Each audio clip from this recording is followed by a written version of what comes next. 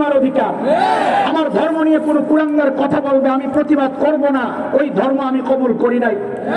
আমার ধর্ম আমাকে যেমন নমনীয়তা শিখিয়েছে, আমার ধর্ম আমাকে যেমন অন্য ধর্মের মানুষকে ভালোবাসতে শিখিয়েছে, শ্রদ্ধা করতে শিখিয়েছে, আমার ধর্ম রক্ষায় নিজের জীবন উৎসর্গ করাকেও শিখিয়েছে। কথা এই জন্য আমাদের স্পষ্ট কথা, ধার্মটাও হাত ভাঙলো আর যা ইচ্ছা তাই করতে পারো। চূড়ান্তটা শুনে নাও পয়গম, ইমান যেহেতু কবুল করেছি, এই শরীর থেকে এই মাথা বিচ্ছিন্ন করা যাবে, এই সিনা থেকে ইমান বিচ্ছিন্ন করা যাবে না।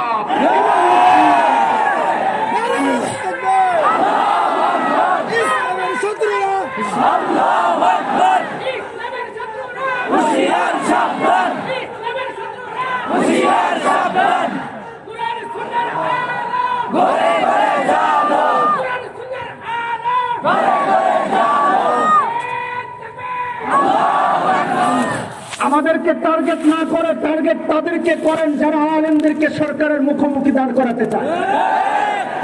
আমরা সরকারের সাথে আমাদের কোনো সংঘর্ষ নাই, কোন দলের সাথে সংঘর্ষ নাই, কোন ব্যক্তির সাথে সংঘর্ষ নাই। আমাদের সংঘর্ষ হচ্ছে রাষ্ট্রকে নিয়ে যারা চক্রান্ত করে, যারা পাশের দেশের নুন খায়া তাদের গুণগান গায়া এই দেশের আপামর জনসাধারণের বিরুদ্ধে যারা উস্কানিমূলক বক্তব্য দেয়, আমাদের আন্দোলন তাদের বিরুদ্ধে। আমাদের বক্তব্য হচ্ছে মুসলমানদের এই জমিনে যারা উদ্যুক্ত আচরণ প্রকাশ করে চট্টগ্রামের জয় শ্রীরামের স্লোগান দিয়েছে, আমাদের বক্তব্য তাদের বিরুদ্ধে। আমরা এদেশের স্বাধীনতায় বিশ্বাস করি, এদেশের মানচিত্রে বিশ্বাস করি। এই মানচিত্র টুকরা করার চক্রান্ত কোন কুলাঙ্গার করবে আর আমরা চুপচাপ বসে বসে হজম করব কেন? এই দেশ স্বাধীনতার মাধ্যমে, মুক্তিযুদ্ধের মাধ্যমে এই দেশ স্বাধীন হয় নাই। কথা বলেন, তাইলে রক্ষায় যদি আবার মুক্তিযুদ্ধ করতে হয়, সেই ডাক যদি আমরা দেই, সে আওয়াজ যদি আমরা উঠাই, সেটা কি উস্কানির কথা না দেশপ্রেমের কথা? এটা দেশপ্রেম না উস্কানি? বলেন বলেন, কথা বলেন। আজকে পরিষ্কার করতে হবে, এটা কি দেশপ্রেম না উস্কানি?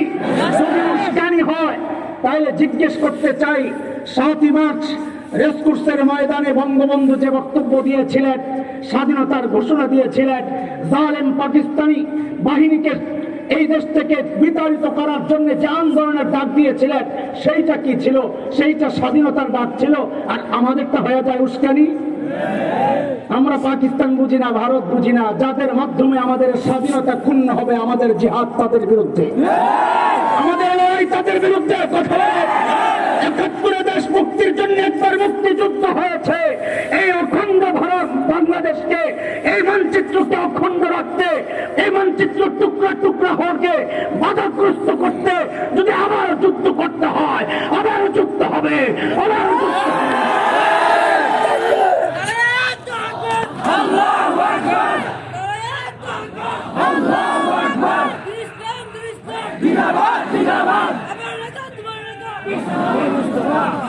মুহতারাম হাজরিন, এই পদ্ধতি পেছনে আলেমকে দিন বুঝায়। আগে ওই গোড়া ঠিক রেখে, মা নাহাকুমা রাব্বুকুমা আন হাযিহিশ শাজারা, গাছের ফল খান না কেন? তো কি বলে? বলে আল্লাহ মানা করছে। আরে আল্লাহর কথা আপনারা বুঝেন নাই। কে বলতেছে? কারে বলতেছে? নবীকে। ইবলিস দিন কাকে শিখাচ্ছে? ইবলিস কাকে বলতেছে? আপনি দিন বুঝেন নাই। কাজে আমরা অবাক হই নাই যখন কোন সাধারণ মানুষ হুমকির থ্রেট দিয়ে আমাদেরকে বলে হুজুররা দিন কিচ্ছু বোঝে না, আমি কম বুঝি নাকি? সুবহানাল্লাহ, মাশাআল্লাহ। আমরা তো বলি আপনি আরো বুঝেন, কোনো সমস্যা নাই। একজন হুমকি দিতে কয়েকদিন আগে যে আমি হুজুররা আমাকে জানাজা পড়বে না। হ্যাঁ, হুমকি দিয়ে কি কয়? তো পড়া লাগবো না, নিজের জানাজা নিজেই পড়ুন। বলছে না বাপের জানাজা? আলহামদুলিল্লাহ, আমাদের কোর্ট হাইকোর্ট আইনা শাসাইছে। গতকালকে হাইকোর্ট আইনা খুব শাসাইছে যে এটা একজন আইন শৃঙ্খলা রক্ষাকারী বাহিনীর একজন দায়িত্বশীল ব্যক্তির মুখ দিয়ে এই কথা বের হওয়া কোনোভাবেই উচিত হয় নাই। জনগণ আপনাদেরকে শত্রু কেন ভাববে, আপনাদেরকে হুমকি কেন মনে করবে, কেন আপনারা জনগণকে থ্রেট দিবেন? জনগণের সবচাইতে বিশ্বস্ত বন্ধু তো আপনার হওয়া দরকার, জনগণের আস্থার জায়গা তো আপনার হওয়া দরকার। এটা আমাদের হাইকোর্ট আইনা তাকে বুঝাইয়া দিছে, ভবিষ্যতে যেন এমন থ্রেট কেউ না দেয়। এটা প্রচন্ড শক্তিশালী কঠোরভাবে হাইকোর্ট থেকে রুল জারি করা হয়েছে, আলহামদুলিল্লাহ। এখন হাইকোর্টে বলেন উস্কানি দেয়, বলেন।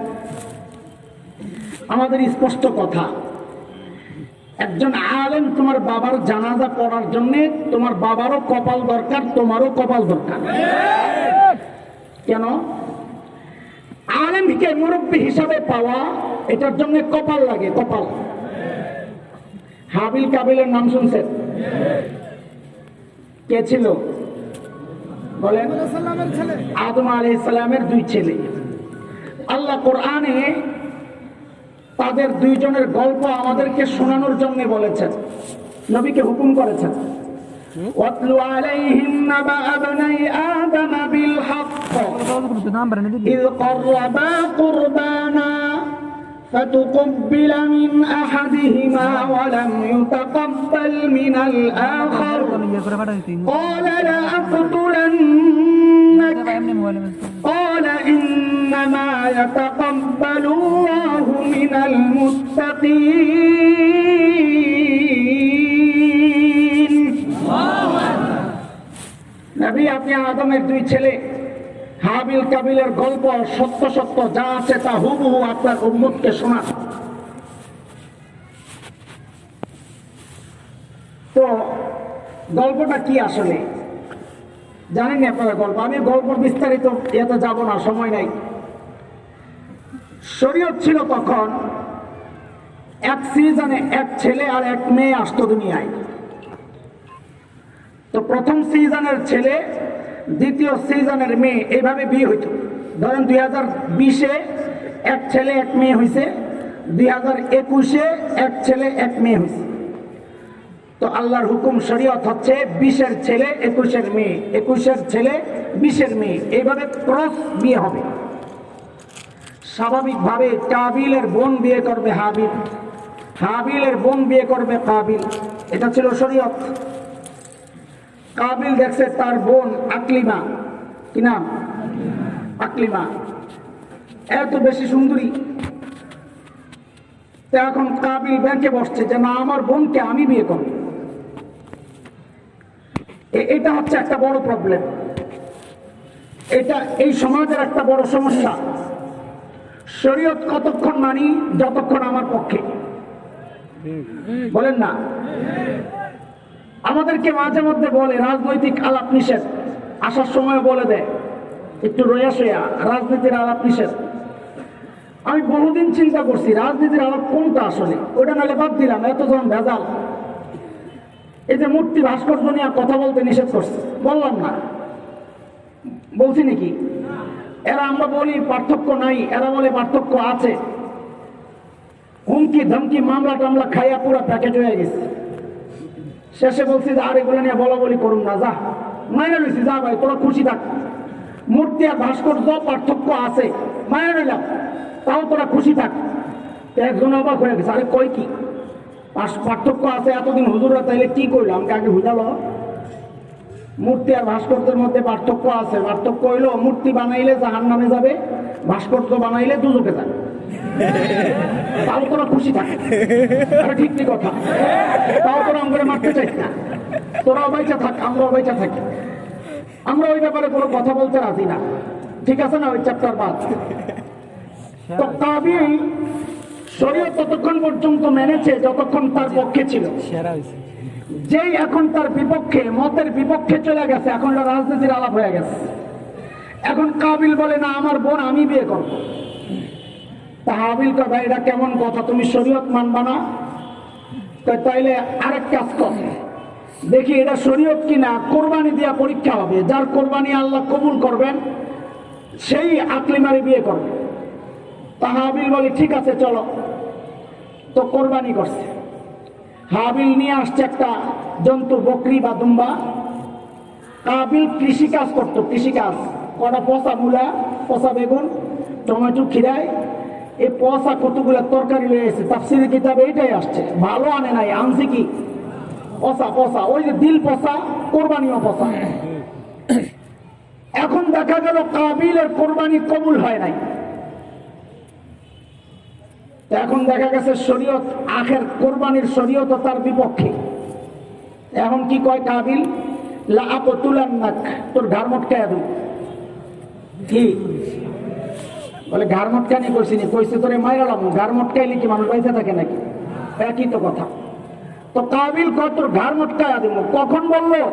যখন দেখে শরীয়ত তার বিপক্ষে, তখন আর মানতে রাজি না। আচ্ছা শুনেন, এই গত 19 তারিখে ওই বিবিসি সাংবাদিক কাদির কল্লোল আমার আবার ফোন দিস, আমি ছিলাম কক্সবাজার মাহফিলে। তো বলে জামিল ভাই আপনার একটা ইন্টারভিউ লাগবে। আমি বলেন না কি লাগবে বলেন। বলে কোর্টে একজন রিট করেছে যে ওয়াজ মাহফিলে রেফারেন্স ছাড়া কথা বলা যাবে না, কোরআন হাদিসের রেফারেন্স লাগবে। শুনছেন না আপনারা? আচ্ছা না শুনলে সমস্যা নাই, এখন শুনেন। এক উকিল রিট করেছে, সরকারের কাছে আবেদন করেছে যে কোরআন হাদিসের রেফারেন্স ছাড়া কথা বলা যাবে না। আচ্ছা এই ব্যাপারে আপনার কি বক্তব্য?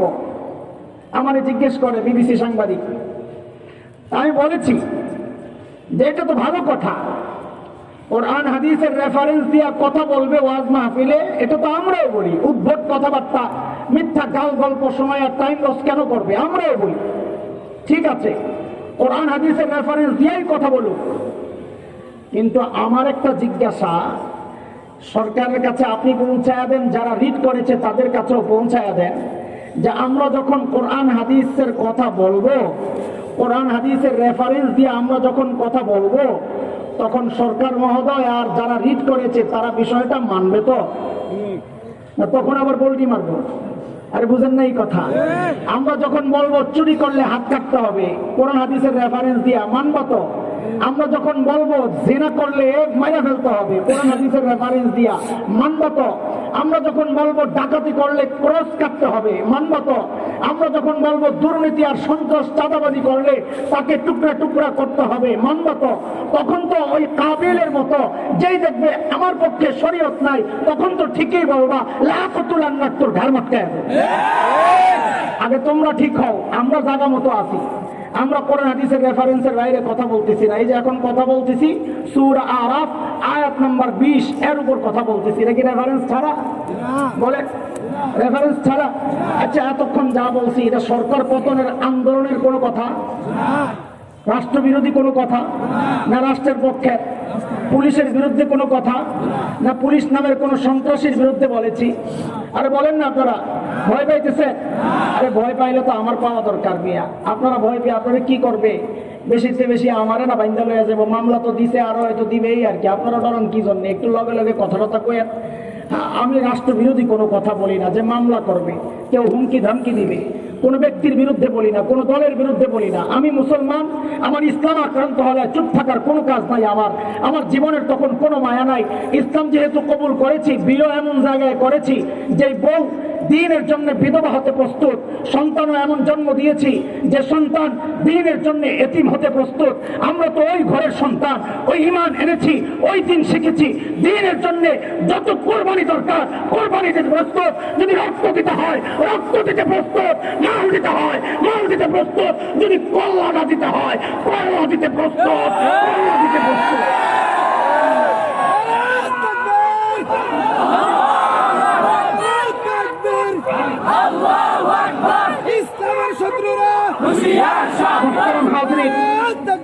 মোহতারাম হাজরিন, খেয়াল করেন শয়তানের বক্তব্য, মা নাহাকুমা রাব্বুকুমা আন হাযিহিস শাজারা।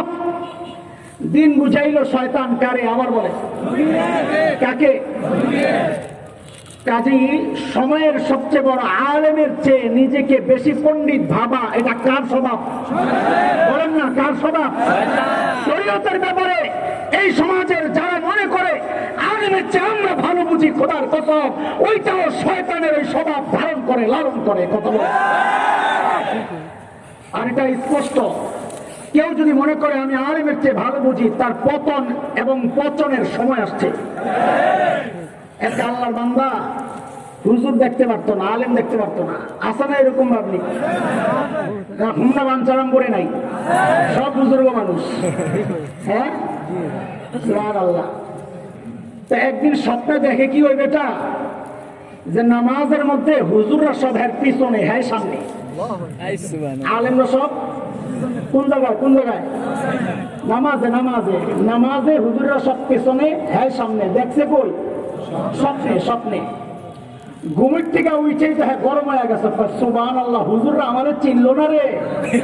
আল্লাহ স্বপ্নে আমারে হুজুরকে ইমাম বানায় দিছে, ওলারে পাঠাইছে। এই যা, সময়ের সবচেয়ে বড় আলেম বাঞ্ছারামপুরের নুরুজ্জামান সাহেব আছে, যা আর কাছে যা, স্বপ্নের ব্যাখ্যা চা, দেখবি উল্টা পাল্টা ব্যাখ্যা দিয়ে। হুজুর আমারে দেখতে পারে না, পোলাই গেছে। দেখ হুজুর, আব্বাই তো স্বপ্ন দেখছে নামাজে আপনারা সবাই পিছনে, আব্বাই সামনে। আরে সর্বনাশ, তোর আব্বার তো মরণের সময় আছে। পোলাই কয়, দেখছনি কারবার, আব্বাই তো ঠিকই কইছে রে। এই মোল্লারা তো বড় খারাপ। আজকে থেকে বাপ পুত একজোট, আমি আব্বার সাথে। গেছে বাড়িতে যায়, বাপের উপর বাবার চিন্তা করেন, আজকে থেকে আমি আপনার সাথে। বাড়িতে যায় দেখ কান্নাকাটির আওয়াজ হয়। কিরে ঘটনা কি? ঘরে ঢুকে দেখে বাপ নাই, মরে গেছে। হায় হায়, এটা কি কারবার? আবার দৌড়ে গেছে হুজুরের কাছে। হুজুর তো কি স্বপ্নের কি ব্যাখ্যা দিলেন? কি দিলাম? তো আব্বাই তো মরে গেছে, ঘরেই তো দিলাম, কিন্তু এটা তো আগা মতো বুঝলাম না। তো বুঝবি কেমনে? দাদা, নামাজের মধ্যে কেউ যদি দেখে আমি আলেমের সামনে, তখন বোঝা যাবে যে তার লাশ এটা জানাজার মধ্যেই সাধারণ পাবলিক আলেমের সামনে থাকে। বাপে দেখছে আলেমের সামনে, তার মানে তোর বাপের মরণের সময় হয়েছে। আমি তো এটাই কইলাম। এরে দোস্ত, দিন আর শরিয়ার ব্যাপারে যে নিজেকে ভাববে আমি আলেম থেকে আগায়া, তো বুঝবা তোমার জানাজা, তোমার কফিনের আখেরি পেরেকটা, তোমার পতন আর মরণ আর পচনের সময় আসছে। কথা বলো। শয়তানের ধোকা একটা গেল মাত্র। কাকে দিচ্ছে শয়তান? নবীকে। হয়, এটা মাথায় রেখেছেন। কাকে? 2 নম্বর ব্যাখ্যা শয়তানের কার সামনে? বারবার বলতেছি, সময়ের প্রেক্ষাপটকে মিলান, একসাথে মিলান, যে এই কোত্থেকে আইছে, এই লাইন, এই রাস্তা কোত্থেকে আইলো।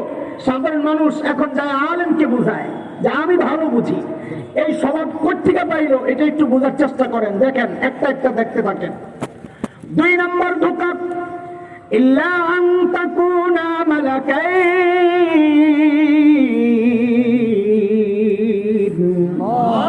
বলে ফল খান না কেন? বলে আল্লাহ নিষেধ করেছেন। বলে হায় রে, আল্লাহর নিষেধ কেন করেছেন তা তো আপনি বুঝলেন না। কে বলতেছে? কাকে বলতেছে? কাকে? বলে কি কষ্টই? হ্যাঁ, আল্লাহ নিষেধ করছেন আপনারে ফল খাইতে। কেন জানেন? বলে কেন? বলে ফল খাইলে আপনারা ফিরিস্তা হয়ে যাবেন, এটা আল্লাহ চায় না। খান খান, ফিরিস্তা হয়ে যান। এইবার বুঝেন তো, শয়তানকে আদমের মর্যাদা বাড়াইতে চাইছে না কমাইতে চাইছে? কেমনে কেমনে? বলে আহলুস সুন্নাহ ওয়াল জামাতের আকীদা হচ্ছে সমস্ত নবীদের মর্যাদা ফিরিস্তার উপরে। বলেন কোথায়? সমস্ত নবীদের মর্যাদা সমস্ত মাখলুকের মধ্যে সবার শীর্ষে। কাজে আদম তো নবী, নবীর মর্যাদা ফিরিস্তার সমান না নিচে না উপরে? কাজে শয়তান আদমকে ফল খাওয়াইয়া ফিরিস্তা বানাইতে চায়, ঠকাইতে চাইছে না জিতাইতে চাইছে? বলেন না। বলে এটা আবার কি? বলে হ্যাঁ, এই যুগেও শয়তান একই ধোঁকা দেয়, অথবা শয়তানের দোসররা একই ধোঁকা দেয়। আমরা ধোঁকা খাই কিন্তু টের পাই না কোন লাইনে ধোঁকা হচ্ছে। এটার 1 নম্বর উদাহরণ হচ্ছে আমাদের কওমি মাদ্রাসা। এই সাধারণ মানুষরা ভুল বুঝবেন না, এই কওমি উলামায়ে কেরামের সংগঠন যেহেতু, এই জন্য এই প্রসঙ্গটা আনতেছি ইচ্ছা করে। ভুল বুঝবেন না, আমাদেরকে একটু বুঝার চেষ্টা করেন। খেলতে চায়েন না, মনে আছে নি কথা? কি করতে হবে? বুঝতে হবে। কি করতে হবে না? খেললে অন্য জায়গায়। তাও বলি যে ছোটবেলায় তো খেলাধুলা করছি, তো এ অস্ত্র তো জমা দিই নাই, আত্মাও জমা দিয়ে দিছি। খেলতেও যদি না আমি, তাও তোর আমগুলোকে পারবি না, খেলতে নামলেও পারবি না। ওটা বলতেছি না, এমনি বললাম। আমরা খেলতেও চাই না, খেলাইতেও চাই না, আমরা চাই বুঝাইতে। এই সময়ে কওমি মাদ্রাসায় একটা চক্রান্ত চলতেছে মাদ্রাসাকে নিয়ে। এই মাদ্রাসার ছাত্ররা, আমি ঢাকার সবচাইতে আভিজাত্যপূর্ণ যে এলাকা, অভিজাত এলাকা, ওই এলাকায় বড় হয়েছে ধানমন্ডিতে। কাজে আধুনিক মৌলবী হইলে আমার হওয়ার কথা ছিল। আমি সবচাইতে পুরান অভিজাত এলাকা, এখন বাড়িধারা আছে, গুলশান আছে, উত্তরা আছে, কিন্তু এক সময় ধানমন্ডি ছিল। সেই জায়গায় আমি বড় হয়েছি। ধানমন্ডির পুকুরে গোসল করা পাবলিক আমি। সেই ধানমন্ডি এখন ধনী এলাকা হয়েছে, এখন আস্তে আস্তে পুরান এলাকা হয়ে গেছে। আধুনিক মৌলবী হইলে আমার হওয়ার কথা। এই জন্য এই কষ্টটা, দুঃখটা, এই চক্রান্তটা আমি বুঝতেছি, তুমি ভালো করে বুঝো। আরে দোস্ত, ঢাকা কলেজ, সিটি কলেজ, এই জাহাঙ্গীর ভাই চিনে, এর মাঝখানে আমি বড় হয়েছি, ইউনিভার্সিটির মাঝখানে আমি বড় হয়েছি। ওই চিন্তা আমারও আসতে পারতো, কিন্তু আসতে দেই নাই, কারণ আমি জানি না চক্রান্ত। সেটা হচ্ছে এখন একটা আওয়াজ উঠাচ্ছে কওমি মাদ্রাসাকে নিয়ে, সেটা হচ্ছে আমাদের সিলেবাস সংস্কার করা দরকার। সিলেবাস সংস্কার করা দরকার। কেন? বলে ইংরেজি ঢুকাও, বিজ্ঞান ঢুকাও। বলে কি জন্যে? বলে যেন একজন আলেম ডাক্তার হইতে পারে, একজন আলেম যেন ইঞ্জিনিয়ার হইতে পারে। বাপরে বাপ, আমাদের জন্য কি মায়া! সুবহানাল্লাহ, সুবহানাল্লাহ। ধোঁকা খাইও না এই মাদ্রাসার ছাত্র, আমার ভাই, আমার কলিজার টুকরা, আমার সন্তান, শোনো, ধোঁকা খেও না। আমি ইংরেজির বিরুদ্ধে বলছি না, আমি বিজ্ঞানের বিরুদ্ধে বলছি না, কিন্তু আবেদনটা যাদের পক্ষ থেকে আসতেছে তাদের মতলব ভালো না, মনে রেখো কথা। কেন? কারণ আমি ডাক্তার হলে তার লাভ কি? আমি ইঞ্জিনিয়ার হলে তার লাভ কি? বরং তার লাভ ছিল ওই যে হাজার হাজার ইঞ্জিনিয়ার বেকার, তাদেরকে আগে চাকরি দেওয়া, হাজার হাজার ডাক্তার বেকার, তাদেরকে আগে চাকরি দেওয়া। এত বেকার ডাক্তার আর ইঞ্জিনিয়ার থাকতে আলেমকে তুমি ডাক্তার বানাইতে আসছো কোন দুঃখে?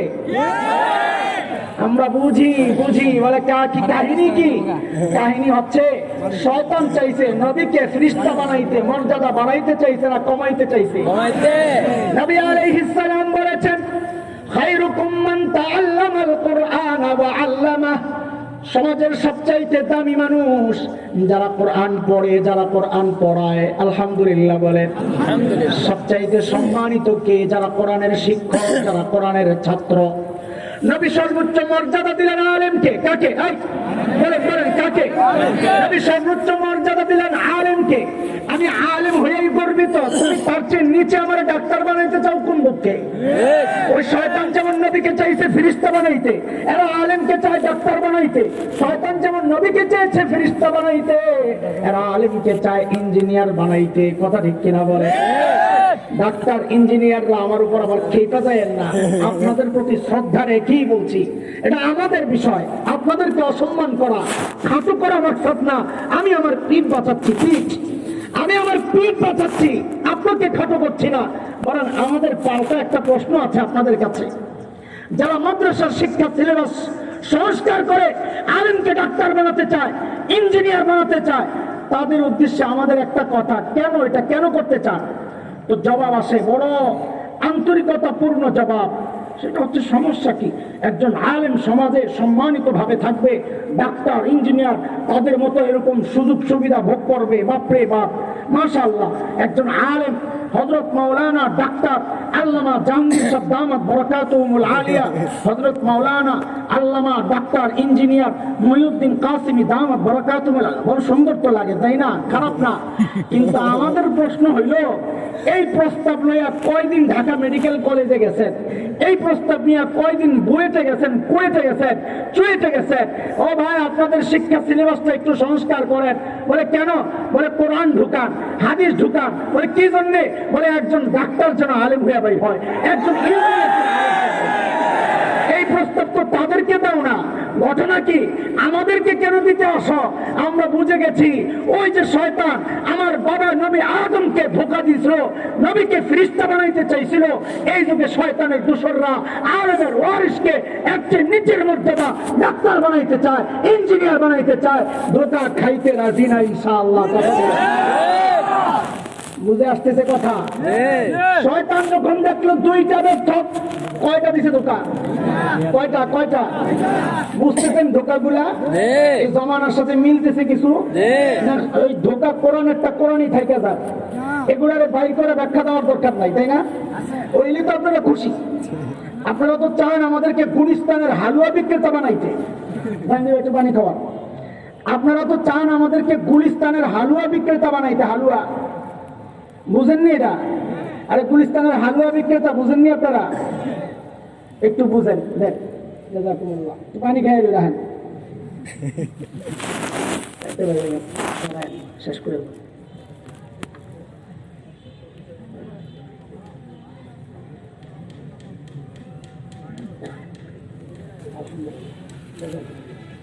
খুব খেয়াল করেন। এই সমাজের কিছু মানুষ, আবার আমার মতো আলখেল্লা পড়া মানুষও আছে, যারা চায় আমাদেরকে গুলিস্তানের হালুয়া বিক্রেতা বানাইতে। গুলিস্তানের হালুয়া বিক্রেতা বুঝেননি আপনারা? বুঝেন নাই? আমি ঢাকার ফরিদাবাদ মাদ্রাসায় পড়েছি, সায়েন্স ল্যাবরেটরি আমার বাসা। আসার সময় মাঝখানে গুলিস্তান পড়তো, ছোটবেলা হাইটে হাইটে আয়া পড়তাম, তো মাঝখানে দাঁড়ায় দাঁড়ায় দেখতাম ওই যে মজমা গোল ধরে মানুষকে দাঁড় করাইছে, দাঁড় করায় এক দাঁড়া লেকচার দিয়ে হালুয়া বেছে। হালুয়া লেকচার দেয় কি? এই হালুয়া মাথা ব্যথা, কান ব্যথা, সর্দি কাশি, আমাশা, জ্বর, জন্ডিস, পেট ব্যথা, গিরে গিরে ব্যথা, আরো কত রোগ আছে, কত রোগ আছে, শর্মে আমি কইতেও পারতেছি না। তোরা বুঝালো স্কুলা ভাই, এই হালুয়া বেচতেছে, সব রোগের চিকিৎসা এক হালুয়া। এটা কি ভালো ডাক্তার না বাটপার? কথা বলেন না, আরে বলেন, এটা সঠিক ডাক্তার না বাটপার? বাটপার। সঠিক ডাক্তার যে, বিজ্ঞ ডাক্তার যে, প্রাজ্ঞ ডাক্তার যে, সে কোনোদিন এক রোগের জন্য সব ওষুধ দিবে না। যদি প্যারাসিটামল লাগে প্যারাসিটামল দিবে, কথা বলে। যদি অ্যান্টিবায়োটিক লাগে অ্যান্টিবায়োটিক দিবে, কথা ঠিক। যদি ইঞ্জেকশন লাগে ইঞ্জেকশন দিবে, কথা ঠিক। যদি অপারেশন করতে হয় অপারেশন করবে, কথা ঠিক। কিন্তু এখন এক শ্রেণীর মানুষ চায় আমাদেরকে গুলিস্তানের হালুয়া বিক্রেতা বানাইতে। ওয়াজ করবেন কবরের ওয়াজ। কি ওয়াজ? সমাজে যত সমস্যা হোক এটা আপনার বিষয় না, আপনি খালি কান্দাগাড়ির ওয়াজ করবেন, আসমানের উপরের ওয়াজ করবেন, জমিনের নিচের ওয়াজ করবেন, সব সমস্যার জন্য কবরের ওয়াজ করেন। আমগরে গুলিস্তানের হালুয়া বেচা বাটপার আলেম পাইছো? বিজ্ঞ আলেমদের কাজ হচ্ছে যখন যা দরকার তাই প্রয়োগ করবে, কথা বলে।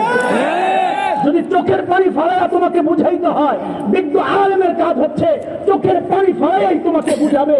যদি আরেকটু কঠিন কথা বলতে হয়, চোখের পানি ফালাইয়া সাথে একটু কঠিন কথা বইলা মাওলানা আমাদের ভাই মুশতাকুন নবী দামাত বারাকাতুহুকে পাঠিয়ে দেব, যে ভাই একটু হুঙ্কারও দিবা, ধমক দিবা, আবার একটু চোখের পানি ফালাইয়া পিঠের মধ্যে একটু মুছা দিয়া একটু বুঝাইয়া দিবা। এটা বিজ্ঞ ডাক্তারের কাজ। আর আমরা যদি মনে করি যে না ওই জায়গায় অপারেশন করা দরকার, প্রয়োজনে আমরা ওই জায়গায় মাওলানা মামুনুল হককে পাঠিয়ে দেবো। তুমি যদি চাও মামুনুল হক হালুয়া বেচুক, মামুনুল হক ওই হালুয়া বিক্রেতা না। মামুনুল হক এমন এক সন্তান, এমন এক বেটার সন্তান, ওই বেটার সন্তান হইয়া হালুয়া বিক্রেতা হইতে পারে না, ডাক্তার হইতে পারে না। কথা বলো ঠিক কিনা? উম্মতের বিজ্ঞ ডাক্তার যখন যা দরকার সেই চিকিৎসাই দিবে। যদি তা না দেয় সরকারি কবরের ওয়াজ শোনানোর জন্য আমাদেরকে নসিহত করে, তাইলে বুঝতে হবে এটা আমাদেরকে গুলিস্তানের হালুয়া বিক্রেতা বাটপার ডাক্তার বানাইতে চায়। আপনারাও কি চান আমরা বাটপার হয়ে বয়ে থাকি? হ্যাঁ, তাহলে অপারেশন করলে রুগী উঠতে আপনারা কি লাইব? এই চিন্তায় যদি ডাক্তার অপারেশন ছাইরা দেয়, রুগী বাঁচবে? আরে বলেন না। এক রুগী যায়া দেখে হাসপাতালে লেখা অপারেশন থিয়েটার, রুগী কয় আমি এই হাসপাতালে ঢুকুম না। বলে কি জন্যে? তো এই হাসপাতালের ডাক্তার জঙ্গি। বলে এই হাসপাতালের ডাক্তার কি জঙ্গির কাছে আমি যাবো না। জঙ্গি কেমনে হইলো? কই জানে অপারেশন করা হয়। আরে গাদা, তুই অপারেশনের রুগী হইলে না অপারেশন করবো, তোর অপারেশন করবো কি করতে? এখন অবস্থা হয়ে গেছে তাই আলেম যাকে অপারেশনের রুগী মনে করে তারা যখন অপারেশন করতে যায় তো বলে এই হুজুর তো জঙ্গি, এই হুজুর তো উগ্রবাদী, এই হুজুর তো উস্কানি দাতা, এই হুজুর তো রাজনীতির আওয়াজ করে, এই হুজুর তো সন্ত্রাস ছড়ায়, বিশৃঙ্খলা ছড়ায়। আরে সে তো বিজ্ঞ ডাক্তার, অপারেশনের রুগীর জন্য অপারেশনই হচ্ছে পারফেক্ট চিকিৎসা। তাকে প্যারাসিটামল খাওয়ানো, সিরাপ খাওয়ানো এটা হুজুর না, এটা হচ্ছে বোমা শয়তান, বোমা শয়তান, বোমা শয়তান। আপনারাও চান আমরা বোমা শয়তান হই না? এতক্ষণ যা কথা বলছি বলেন আমার কোন কথার কমাডা জানি না, কমাডা রাষ্ট্রবিরোধী হয়েছে বলেন? আমার কোন কথার সেমিকোলন সরকার বিরোধী হয়েছে বলেন? আমার কোন কথার একটা দাড়ি প্রশাসনের বিরুদ্ধে গেছে বলেন? আমার কোন কথার একটা শব্দ জনপ্রতিনিধিদের বিরুদ্ধে গেছে বলেন? আরে বলেন, কথা বলেন। আমার কোন কথার একটা শব্দ সমাজকে বিশৃঙ্খল অবস্থায় ফেলার জন্য আমি বলেছি বলেন? তাইলে আমরা একটু উঁচু আওয়াজে কথা বললে আপনাদের মাথা উলাইয়া যায় কেন? কেন তো প্রশাসনিক চাপ আমাদের উপর? মনে রেখেন একটা কথা, যতদিন আমাদেরকে দমাইতে চাইবেন ততদিন রাষ্ট্র বিরোধী অপশক্তি চাঙ্গা হইতে থাকবে।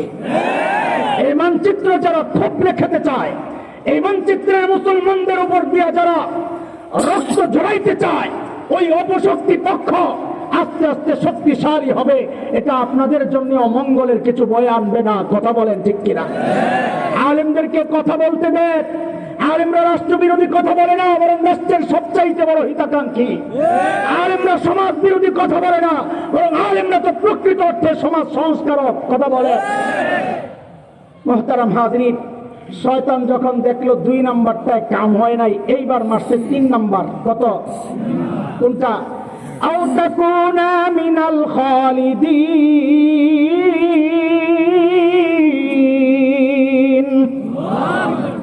বলে ফল খান না কি জন্যে? বলে আল্লাহ মানা করছে। হায় খোদা, আল্লাহর কথা তো আপনারা বুঝেন নাই। কে বলতেছে? আবার বলেন। কার সামনে? পুরান দা না নতুন? এটা পুরান কাহিনী না নতুন চলতেছে? কোথায়? সাধারণ পাবলিক আলেমকে শরীয়ত বুঝায়। আরে বলেন না, সাধারণ পাবলিক আলেমকে শরীয়ত বুঝায়। আলেম বলে পার্থক্য নাই, তারা বলে পার্থক্য আছে। আলেম বলে লাউ কদু, পার্থক্য নাই, তারা বলবে লাউ কদু পার্থক্য। বলে মানবি না? কয় না। কয় তাহলে পাকিস্তান চলে যা। কই চলে যা? লাউ কদু পার্থক্য না মানলে কই চলে যা? পাকিস্তান। আমি বলি কি ভাই, যদি পাঠাইতেই হয় পাকিস্তান পাঠায় না। আমরা পাকিস্তান প্রেমী না, আমরা মক্কা মদিনা প্রেমী। একটা ভিসা করে মক্কা মদিনা পাঠায় দেন আল্লাহ, থাকুন না আপনাদের লোকে। আরে কথা কর, আমরা যাব না ইনশাআল্লাহ। এই শেকরের সাথে আমাদের সম্পর্ক, আমাদের শেকর এই জমিনে প্রথিত। আলহামদুলিল্লাহ, এই জমিন ছেড়ে যাব না আমরা। আমরা কোথায় যাব? এই জমিন হযরত হাফিজের সেজদার সাক্ষী, এই জমিন কারি ইব্রাহিমের জিকিরের সাক্ষী, এই জমিন ইসহাক রহমাতুল্লাহ আলাইহির মেহনতের সাক্ষী, এই জমিন আল্লামা আমিনের হুঙ্কারের সাক্ষী, এই জমিন আল্লামা আহমদ শফির আন্দোলনের সাক্ষী। এই জমিন ছেড়ে যেতে পারবো না, বরং যারা আমাদেরকে হুমকি দেয় তারা একদিন এই জমিন ছাড়তে হবে।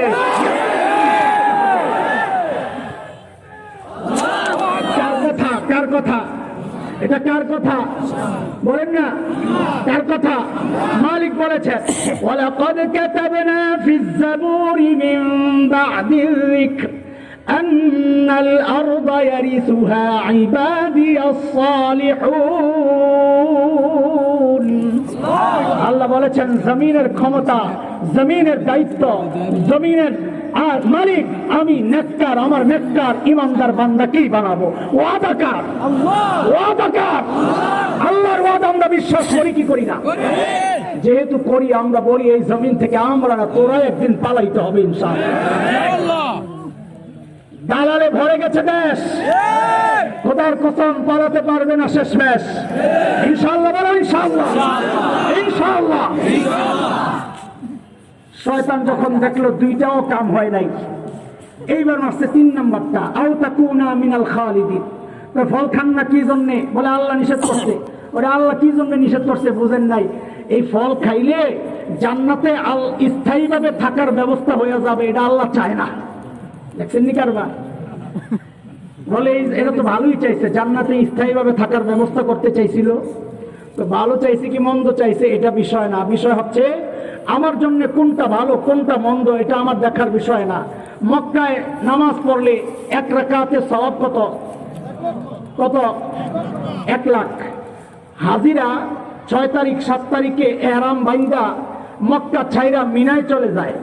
আসেন আলেমরা বলে এমন কোন মাসআলা আছে যে মিনায় গেলে 50,000 1 রাকাত বাইরা 50,000 হয়, 20,000 হয়, 10,000 হয়, 5,000 হয়, যা আছে তাই, তাই তো? তাহলে 1 লক্ষের সওয়াব বাদ দিয়া মিনায় কেন যাইতেছে? এর নামই ইসলাম। কোন জায়গায় সওয়াব বেশি কোন জায়গায় সওয়াব কম এটা তোমার দেখার বিষয় না। তোমার কাজ হচ্ছে আল্লাহর হুকুম মানা। আল্লাহ যদি বলেন আজকে রোজা রাখবি তো রোজা রাখা ফরজ, আল্লাহ যদি বলেন ঈদের দিন রোজা না রাখা ফরজ, তো ঈদের দিন রোজা না রাখা ফরজ। আল্লাহ যদি বলেন আজান হয়েছে নামাজ পড়, নামাজ পড়া ফরজ। আল্লাহ যদি বলেন সূর্য উঠতেছে এখন নামাজ পড়বি না, তখন নামাজ না পড়া ফরজ। আল্লাহ বলেছেন, নবী বলেছেন, মক্কায় নামাজ পড়লে 1 লক্ষ রাকাত নামাজের সওয়াব থাকলে, কিন্তু আল্লাহর হুকুম যখন আসবে এখন মক্কা ছাড়তে হবে, তখন 1 লক্ষ দেখার বিষয় না, আল্লাহর হুকুম মানাই আমাদের জন্য জরুরি। কথা বলে ফল খাইলে জান্নাতে থাকবো কি থাকবো না এটা বিষয় না, আল্লাহর মিজাজ আর মর্জি হচ্ছে আমাকে আল্লাহ তৈরি করছেন জান্নাতে থাকার জন্য না, আমাকে আল্লাহ বানাইছেন দুনিয়ায় পাঠানোর জন্য। কাজে আমি ফল খাইয়া আল্লাহর ওই ইচ্ছার বিরুদ্ধে দাঁড়াইয়া কেন জান্নাতে থাকতে চাইবো? আর ধোকাটা বুঝছেন আপনারা? বাকি একটা প্রশ্ন আপনাদের জাগতে পারে, আমি প্রশ্নের হল করতেছি। সেটা হচ্ছে, আল্লাহ যদি আদম আর হাওয়াকে জান্নাতে পাঠানোর জন্যই বানায়া থাকে, একটু বলেন তো, ডাইরেক্ট দুনিয়ায় ওয়াইল ক্বালা রাব্বুকা লিল মালাইকা ইন্নী জাইলুন ফিল আরদি খলিফা, আল্লাহ আদম আর হাওয়াকে বানাইছেন, কই পাঠাবেন? বলেন না, কই পাঠাবেন? তাহলে একটা প্রশ্ন জাগে, ডাইরেক্ট দুনিয়ায় না পাঠাইয়া জান্নাতে কি জন্য পাঠাইছেন? জান্নাতে পাঠানোর কারণেই তো গন্ডগোলটা লাগছে। ডাইরেক্ট দুনিয়ায় পাঠাইলে তো শয়তানের সাথে সাক্ষাৎ হইতো না, এত গন্ডগোল লাগতো না। আরে বুঝেন নাই কথা? প্রশ্ন জাগেনি আপনাদের? তো প্রশ্নের উত্তর শুনে গেল, যাতে ভেজালে না পড়ে। সূরা তাওবা আয়াত 111, মালিক আমার আর আপনার কাছে জান্নাত বিক্রির প্রস্তাব করছেন। ইন্নাল্লাহা আশতারা মিনাল মুমিনিনা আনফুসাহুম ওয়া আমওয়ালাহুম বিআন্না লাহুমুল জান্নাহ, আল্লাহ জান্নাত বিক্রি করতে চান। কে কে কিনতে রাজি? দেখি তো। আল্লাহু আকবার। ঠিক আছে, জান্নাত কিনতে চাই সবাই। জান্নাত যে কিনবেন আল্লাহর প্রস্তাবে রাজি হইলেন, তো জান্নাত দেখছেননি আপনারা? হাই তো মুফতি সাহেব করে জিজ্ঞেস করেন, কোন জিনিস না দেখে কিনা জায়েজ আছে? পানির তলে মাছ জায়েজ আছে? বেচা বিক্রি জায়েজ আছে? তা আপনি জান্নাত না দেখে কেনার জন্য রেডি হয়ে গেলেন। এই জন্যই নাস্তিক মুরতাদরা বলে, আমরা বলে অন্ধবিশ্বাসী, যা শুনি তাই বিশ্বাস করি। আমরা অন্ধবিশ্বাসী না বুঝাশুই না? কেমনে বুঝাশুই না? জান্নাত তো না দেখে কেনার জন্য রেডি হয়ে গেলাম। তার রাখেন আগে বুঝেন, খেলতে আইয়েন না। বলে কি বুঝবো? বোঝান। আপনাদের এলাকায় মেয়েকে বিয়ে দিলে শ্বশুর বাড়ি দেখার জন্য মেয়ে যায় না গার্জিয়ান? আর রাখেন মেয়ে 2 রকম। এক মেয়ে মা বাবার বাধ্য সন্তান, এ মাইয়ার সামনে বিয়ার আলাপ হইলে লজ্জায় যাবে আরেক ঘরে যায়া ভাবিরে পাঠাইবো, আমি আম্মা আব্বারে যায়া কও আমার দেখার দরকার নাই, জানার দরকার নাই, শোনারও দরকার নাই, জানি খুশি দিয়ে দেখ। ঠিক নি?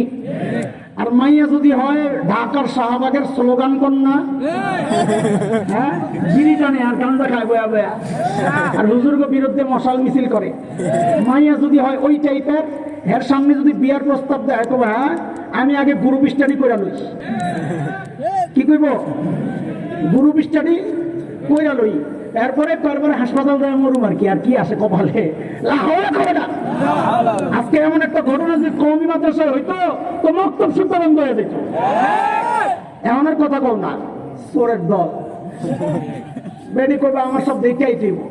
তা আমি আপনাকে জিজ্ঞেস করি, আপনারা মা বাবার বাধ্য সন্তান না অবাধ্য সন্তান? বাধ্য সন্তান।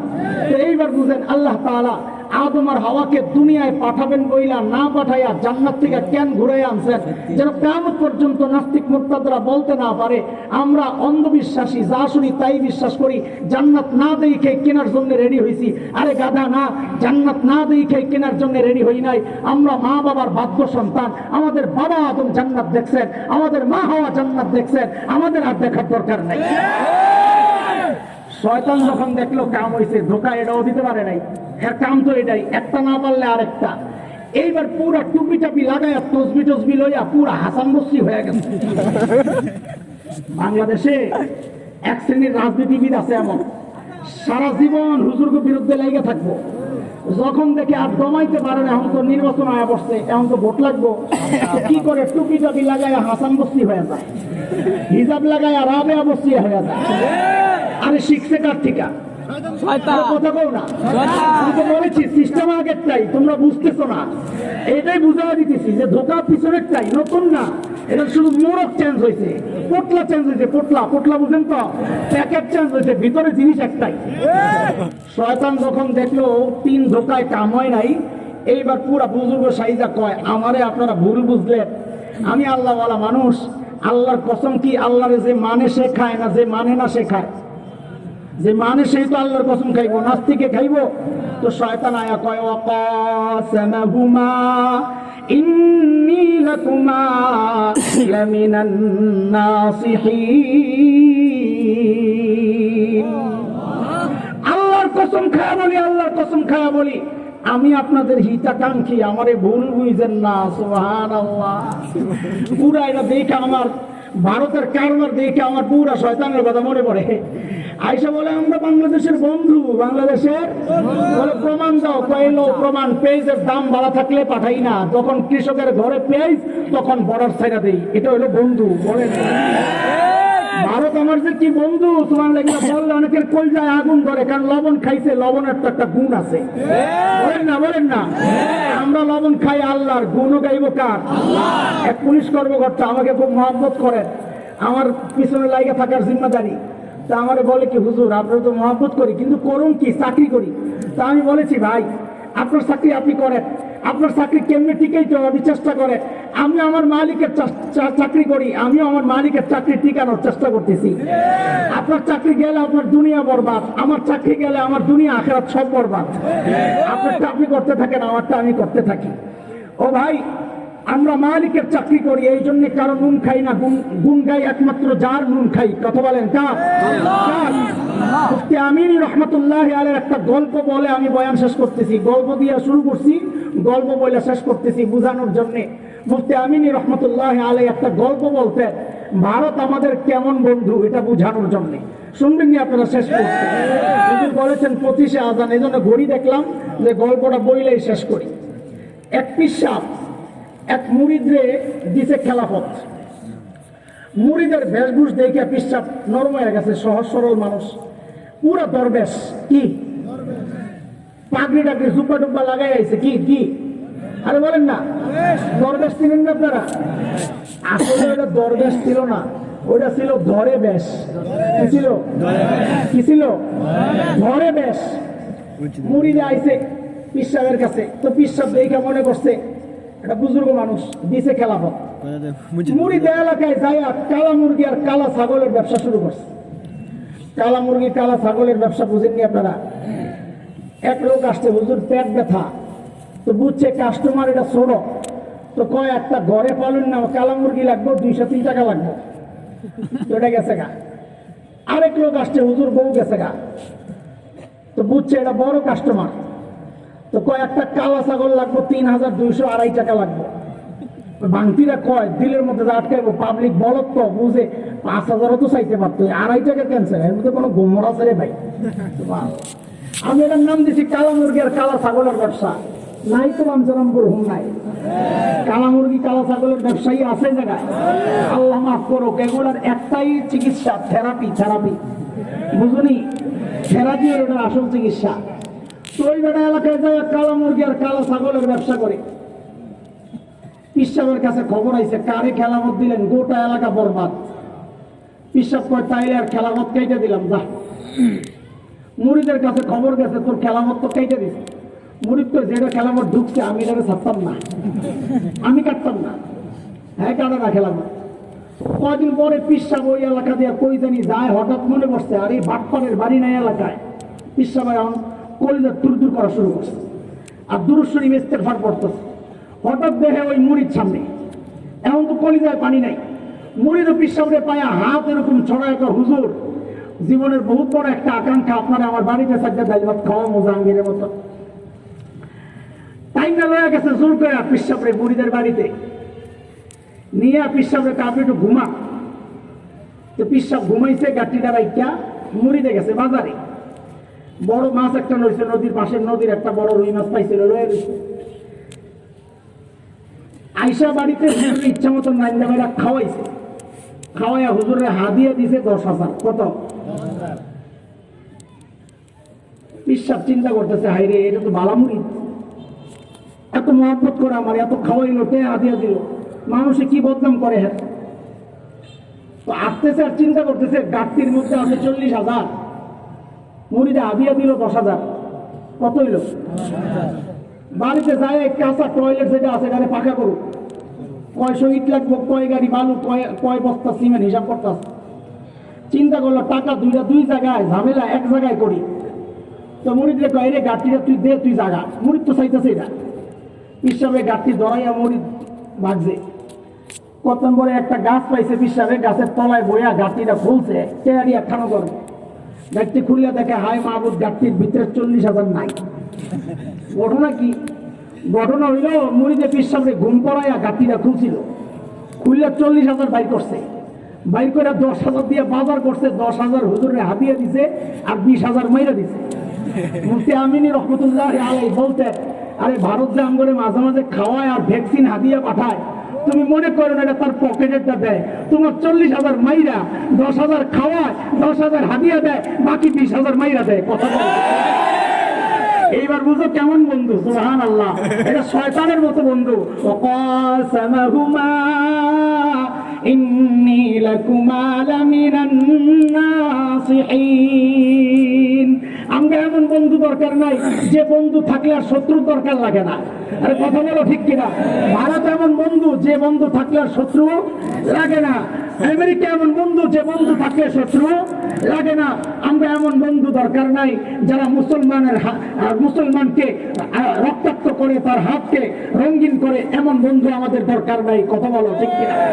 দোস্ত মহতারাম, আমি আমার বক্তব্য শেষ করছি, যেহেতু আমাকে একটা সময় বেঁধে দেওয়া হয়েছে, আজানও হয়ে গেছে। ইনশাআল্লাহ পর্যায়ক্রমে আমাদের বড়রা আসবেন, সবার সাথে যোগাযোগ আছে, এদিক সেদিক ঘোরাফেরা না করে নামাজের পর সাথে সাথে মুত্তাসিল আমরা বসে যাবো ইনশাআল্লাহ। আল্লাহ তাআলা শয়তানের চক্রান্ত থেকে আমাদের সবাইকে হেফাজত করেন। আমিন ওয়া আমিন।